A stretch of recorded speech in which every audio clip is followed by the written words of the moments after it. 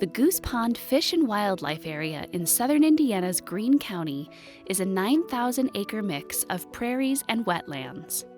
This reclaimed farmland is home to a staggering array of wildlife. And since its establishment in 2005, it's become an especially important refuge for migratory birds. This property is unique in Indiana because wetlands today encompass less than 4% of all habitats in Indiana. These are really valuable wildlife habitats, as evidenced by the wildlife migration that we see every year on Goose Pond, which includes a variety of waterfowl, shorebirds, marsh birds, and sandhill cranes, and even whooping cranes. Whooping cranes. At 5 feet tall and with a 7-foot wingspan, they're one of the most awe-inspiring birds in North America. But perhaps even more inspiring is what it's taken for them to get here. Once spread across the continent, loss of habitat and unregulated hunting nearly drove the cranes to extinction.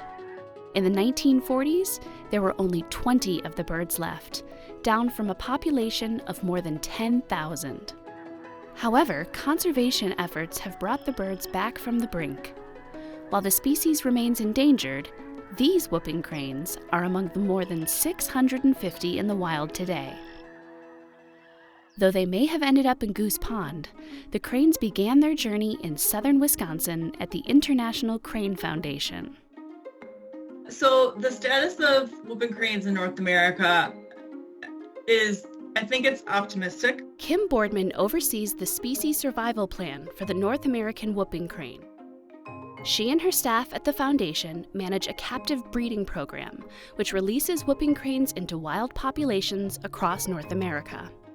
On top of traditional breeding methods, the Crane Foundation utilizes a novel costume rearing technique, which enables staff members to care for cranes around the clock without the need for captive crane parents.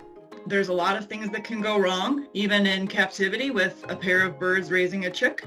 And so costume rearing continues to provide those higher numbers of chicks available annually for our reintroduction goals.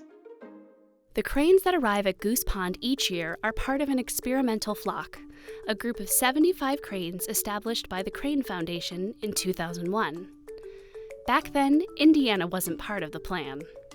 So the eastern migratory population, when it first was established, the idea was that the breeding ground would be in Wisconsin and the wintering ground would be sort of down in southeast Florida area. But as we had more and more birds, adult birds on the landscape that were migrating on their own, they started choosing their own stopover sites. And Goose Pond in Indiana is one of those sites that a lot of our birds like to stop at. But we've also had some that have actually chosen to overwinter there. That's as far south as they go on their migration. And so it's been a really important area for us. It's a good signal. Once the Crane Foundation releases the birds into the wild, keeping track of them is crucial. That's where Jim Brown and Dan Kaiser come in. They're the Foundation's eyes on the ground here at Goose Pond. You hear that? These volunteers drive through the wetlands weekly, tracking the cranes through GPS locators and radio collars fitted onto the birds' legs.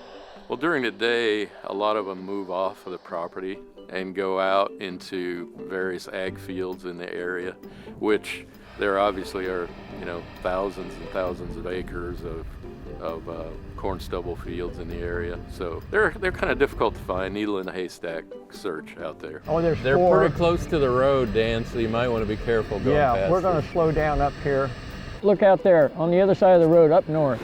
We're trying to ID by the color bands on their legs. The birds are moving around. It can be quite confusing and difficult, especially if there's a large group together. We can spend an hour trying to identify 10 birds. Jim and Dan note not only the crane's location, but also any issues or injuries, or even the loss of a bird. After the birds are released, they're still pretty naive to the wild landscape.